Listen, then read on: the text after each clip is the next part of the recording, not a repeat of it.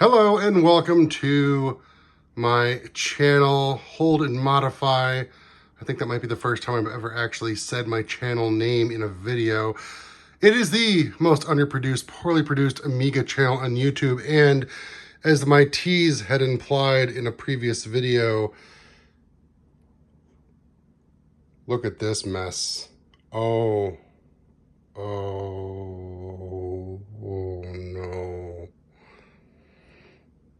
All right, so for those of you that have not clicked away in absolute horror, this is the Amiga from John Hertel and others. In fact, I'm completely discrediting, I'm sure, others who have spent much energy and time on this. If you closely examine the surface of the motherboard, you will see there are credits attributed, credits given for all of those involved, and there's snarky little funny comments to be found all throughout this Amiga 3000. And make no mistake, it is still an Amiga 3000. This is not a FPGA reimagination or simulation, whatever you want to call it. This is taking all of the chips that existed on the original Amiga 3000, transferring them over to a new motherboard that mimics the design as close as possible while adding many efficiencies and improvements. Most notably, the most obvious one, besides the blue coloring of the board, which is of course beautiful, is what you cannot see is the well, it's the dual ROM sockets that allow you to have up to 2 Kickstart ROMs and the SIM-based memory. No, it's not being crushed. This is actually supported by the daughter board and this static bag and the side of the metal case. Yeah, this is very ghetto. This is if you ever did something like this and put it up on the Facebook Commodore Amiga group for peer review, you would be probably immediately banned and then hunted down and have your Amigas taken from you. Do not do what I am doing. So I have plugged in the daughter board. I've cobbled together the power supply to the motherboard because, yes, as we all know, us 3000 owners know that the power supply cable is incredibly short and ultimately frustrating, and what leads to this kind of hacky, terrifying looking assembly you are seeing. I apologize again that this is what I have to do to test this system and see if it actually boots. The 3000 case is down here and the outer case is over there, but I wanted to get this plugged in and just making sure it works, that all of John's awesome work has survived the trip over here to the wonderful United States. And here we go. I've got the floppy drive plugged in. For some reason, my memory is not really certain if that's needed or not. I can't remember if an Amiga will boot without a floppy. This is revealing my mad cow getting worse. Also, yes, I know maybe some of you have noticed I do not have a battery. I will get one at some point. It is not a priority.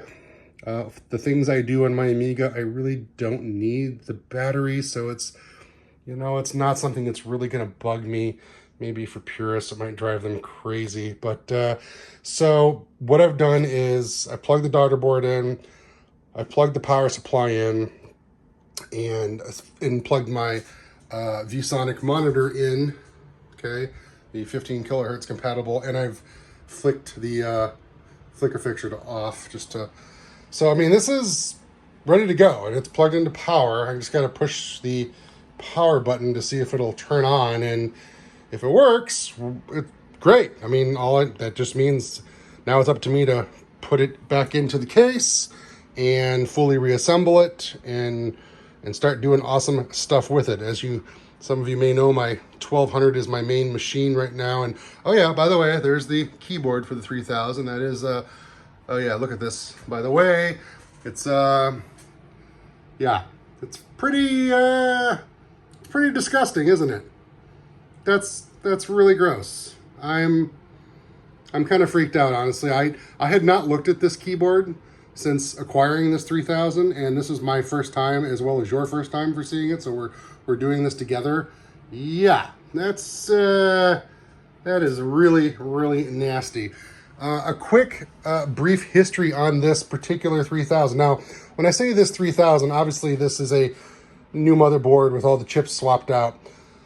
But keep in mind, the donor 3000, the case, the keyboard, there's a mouse somewhere, all of this stuff, the base, and, you know, granted, a lot of the chips and the daughter board. This comes from a one original owner of the 3000.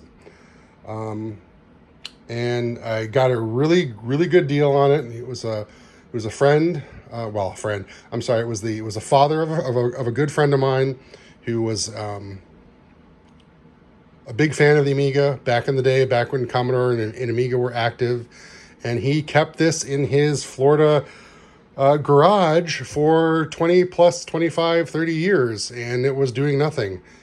And when my friend was aware of my affliction to Commodore Amiga, he contacted his dad and we worked something out, and I got a pretty decent deal for this 3000, and I really appreciated it, as along with the 500, the 3000 was my second computer ever. It was my, the 500 was my initial introduction to the Amiga, and the 3000 was my, I guess, my graduation to the Amiga. This is where I created my initial demo reel that eventually saw my professional career become a thing that could actually pay bills and allow me to have Coca-Cola instead of store brand knockoff Coca-Cola. So again, I apologize for this chaotic display. This is the most depressing, underproduced, poorly produced Amiga 3000 example you will see. I am absolutely positive Doug Compton and his amazing channel, 10-minute Amiga 10 mark, as you all know, and that's not his name, yes, Doug. He will do a much better job showing off the amazing 3000 here, Amiga 3000 that John has put together. And again, I think Paul Revendez and Chris Edwards also have these coming, so I'm sure they will make videos much more appealing to demonstrating the awesomeness that this system is. This is me, and this is my channel, and any of you that actually watch my videos know that, well, this is what we do here. So I am now going to quit stalling and just go ahead and push this button and hope that we see something on the screen. If we don't, it's fine.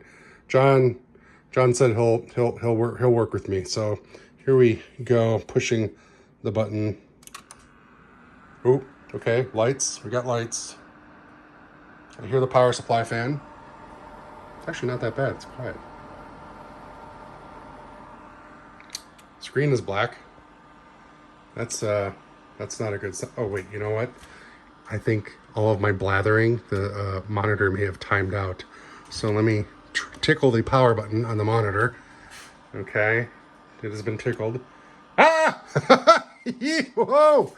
There it is. Okay, well, so the selectable ROM on board 1.3 or 3.2 is set to 3.2.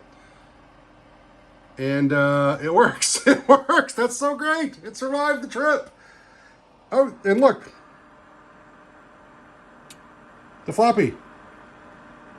Look. See a little LED? The click? And yeah, so I actually had to guess the connector on the floppy, and it worked. Now, if you look closely, look how dirty this floppy is. I have not serviced this floppy, and I am not going to stick a floppy into it until I have properly serviced it. That would be disgusting. I need to open this up and clean it and lubricate it, just like I do with all the other Amigas I have acquired. That is really gross. You can kind of see the gross detail there, especially if you're on a 4K display. Ooh, that's nasty. But it works. Listen to it. We got the LEDs. I don't smell smoke. Nothing is getting hot or weird. John did say that even though I sent him a 16 megahertz 3000, yeah, 16 megahertz, he gave me back a 25 megahertz 030, and I did request and pay for and have the key for the 3.2 ROMs. This is awesome, so I'm ready to go. And again, there is a jumper on the motherboard to switch back to the 3.1 ROMs if I want to go that route as well for maybe some compatibility. So thank you all for watching. I am so thrilled that this worked. I sent this 3000 to John in November of 2020. Here we are, mid-August 2021, and now it's finally here and fired up. But listen, I've got one of John's TF1260 builds over here, and now a Amiga 3000, and I am tickled pink, or blue, actually, I guess. To be able to have a 3000 that's an original 3000 with all of its original chips, just in a new board, that's an incredible, it's a great feeling. I am so happy for that. I mean, some people get a little upset, like you got to give up your original Amiga 3000 board and all the memories and all the engineering that went along with it. Yeah, you are giving that up, but you are getting back a real 3000. There's no shenanigans or FPGA weirdness or emulation things happening here. You're getting back a 3000 with all of its parts, just on a modern board. I'm really, really happy. Thank you again, John, for that, and I'm gonna try and figure this out. Thanks for watching.